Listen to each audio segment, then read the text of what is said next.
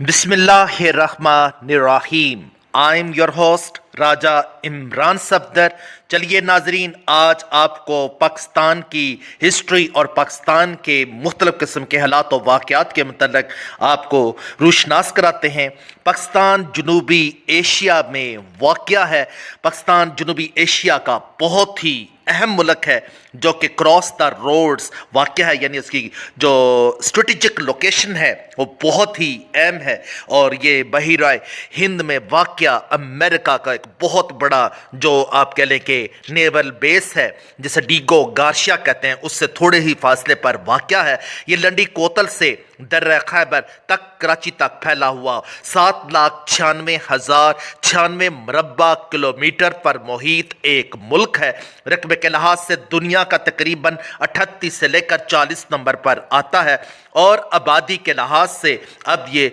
5th number पर आ चुका है। यानी आप कह लें कि सालाना 50 लाख बच्चों का इजाफा एक बहुत ही अलार्मिंग किस्म की सिचुएशन है। पाकिस्तान जो है वो सार्क तंजीम का एक बहुत ही अहम रुकन है और इसी तरह OIC organisation of Islamic countries जो 57 इस्लामी ममालिक का एक बहुत ही एक ज़बरदस्त किस्म का एक अदारा है। उसकी वहद एक एटॉमिक और न्यूक्लियर पावर है। पाकिस्तान को सबसे पहले ईरान ने तस्लीम किया और पाकिस्तान का झंडा जो था वो सबसे पहले फ्रांस के अंदर उसको यानी होस्ट किया गया और इसके पहले वज़ीर आज़म जो थे वो खान लियाकत अली खान थे और पाकिस्तान के पहले गवर्नर जनरल कायद-ए-आज़म मोहम्मद अली जिन्ना, जो कि आप कह लें कि जो कराची में पैदा हुए थे और जिन्होंने इंग्लैंड का जो एक अजीम अदारा था लिंकन, जिस पर हज़रत मोहम्मद सल्लम का नाम जो था टॉप ऑफ द लिस्ट पर था, वहाँ से उन्होंने बॉर्डर लॉ किया था। और पाकिस्तान के जब बना तो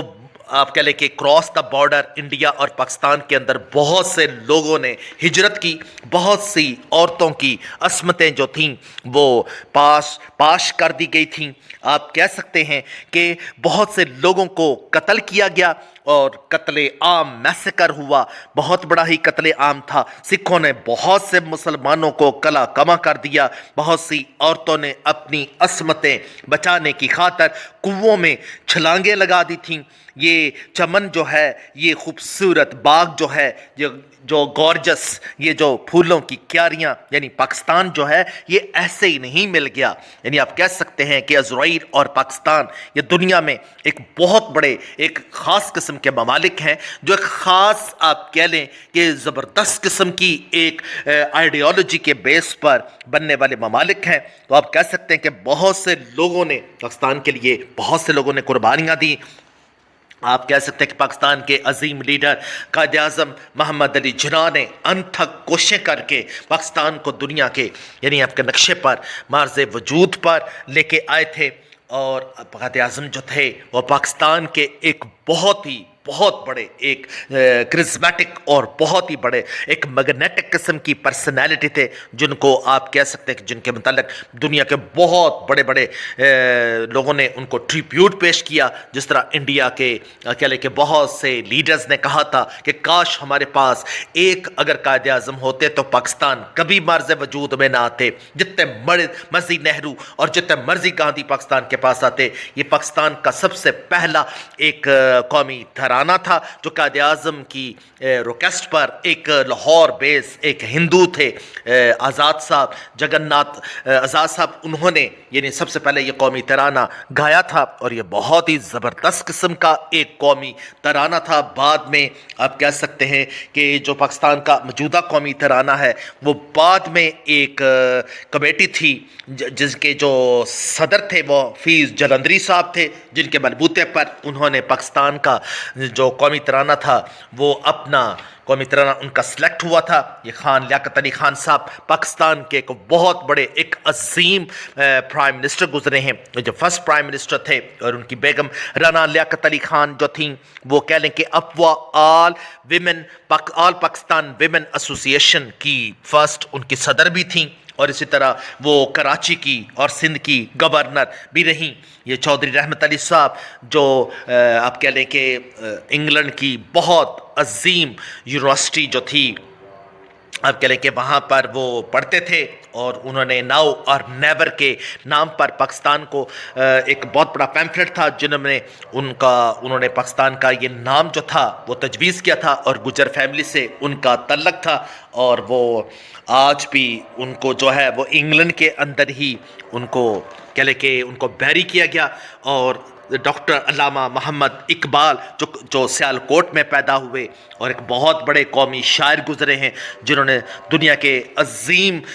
قلعے کے شعراء میں ان کا نام آتا ہے اور ان کو مشرقی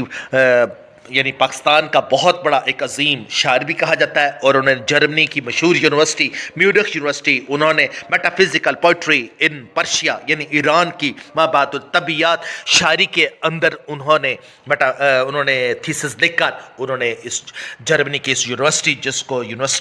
جس کو گڑیوں کا شہر بھی کہتے ہیں وہاں سے انہوں نے یونیورسٹی ڈگری حاصل کی تھی اور آج بھی وہ چیئر وہ اس یونیورسٹی کے اندر رکھی ہوئی ہے اور یہ وہ آج بھی ان کے نام پر یہ وہ رہائش ہے جہاں پر وہ جرمنی میں جب وہ رہائش پذیر تھے تو وہ یہاں رہتے تھے تو انہوں نے اس کو قومی ورثہ کے طور پر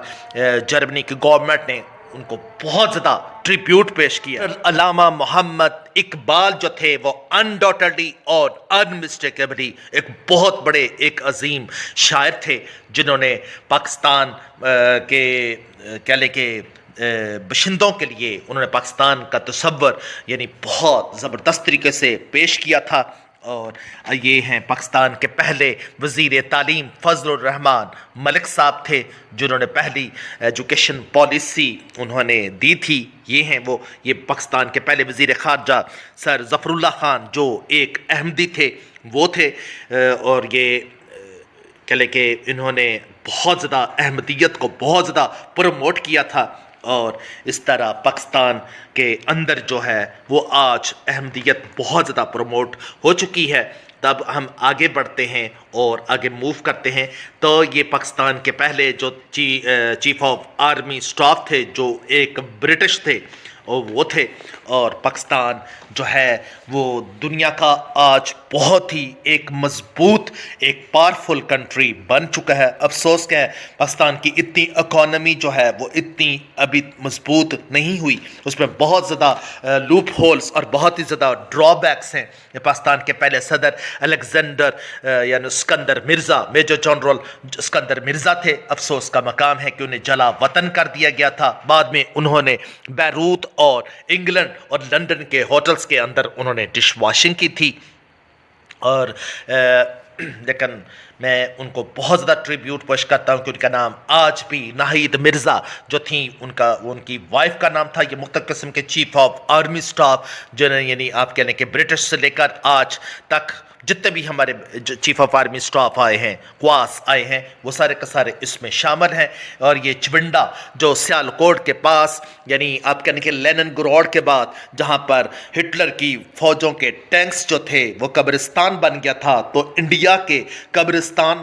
ٹینکوں کا قبرستان جو تھا وہ آج بھی چونڈا کا یہ محاذ ہے جہاں پر پاکستانی فوج جو تھی بڑی بہادری اور بڑی گیلنٹری اور بہت ہی شوونزم کے ساتھ انہوں نے ملک کا دفاع کیا تھا. اور آج بھی یہ مقام جو ہے اس کو ہمیشہ یاد رکھا جائے گا اور جب بھی ہسٹری میں پاکستان کی فتح کا یعنی جب بھی کنسیڈر کیا جائے گا 1965 کی لڑائی جو تھی جو پاکستان اور انڈیا کے درمیان ہوئی تھی اس کو ہمیشہ یاد رکھا جائے گا. اور معاہدہ تاشکند جس میں کوسیجن جو رشین پرائم منسٹر تھے انہوں نے پاکستان کے صدر مملکت میں کہہ لیں کہ جنرل ایوب خان اور انڈیا کے لال بہادر شاستری جو ان کے بہت ہی چھوٹے سے وزیر اعظم تھے ان کے درمیان یہ پاکستان کا 1971 کی لڑائی کے بعد جب جہلم سے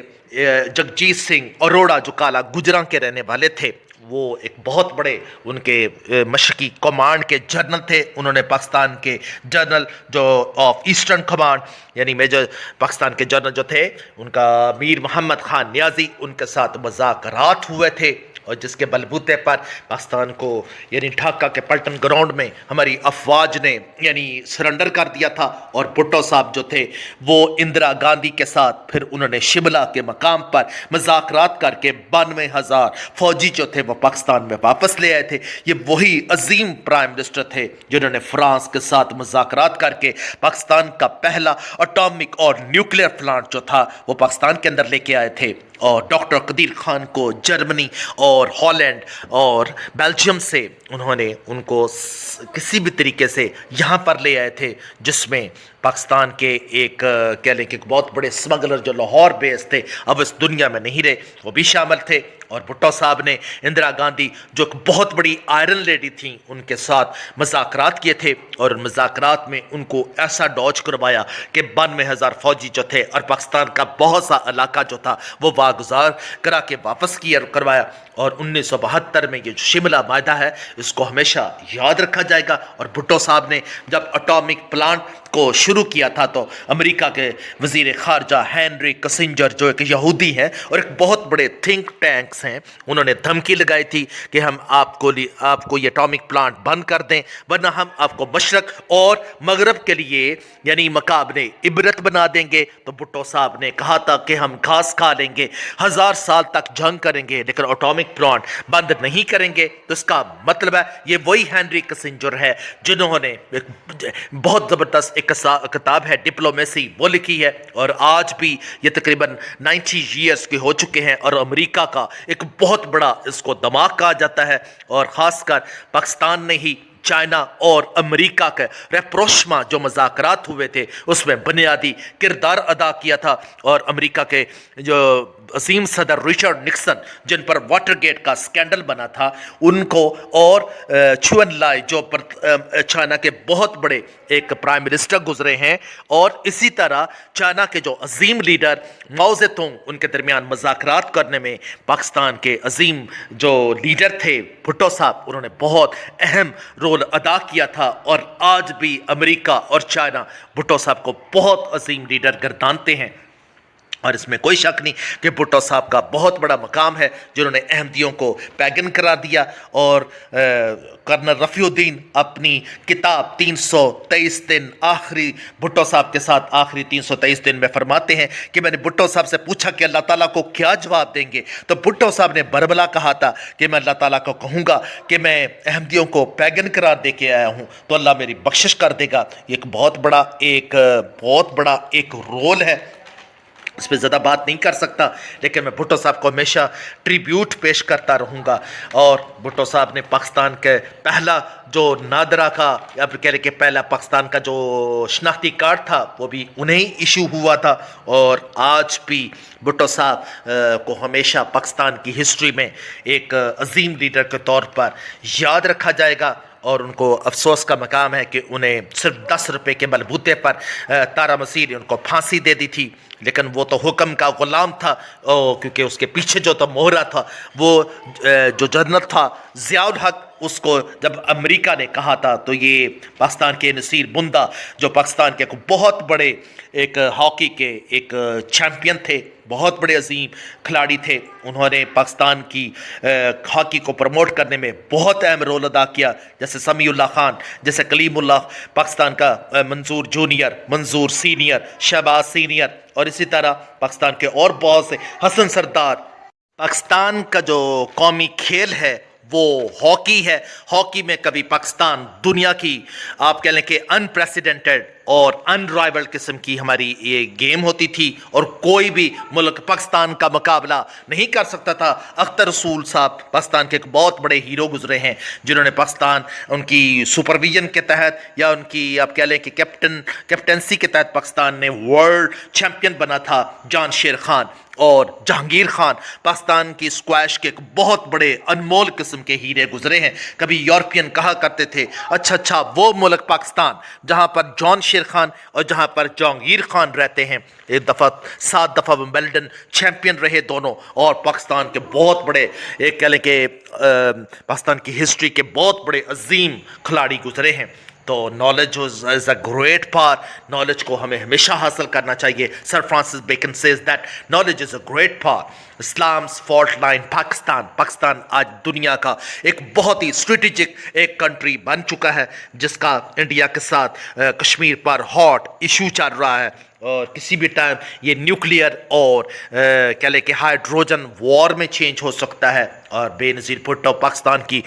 بہت عظیم لیڈر جو دنیا کی اسلامی ممالک کی بلکہ پوری ورلڈ کے اندر بہت پہلی اسلامی وزیر اعظم گزری ہیں. لیکن جب عام وزیر اعظم کے کہیں گے تو مسز بندرا نائک کے جو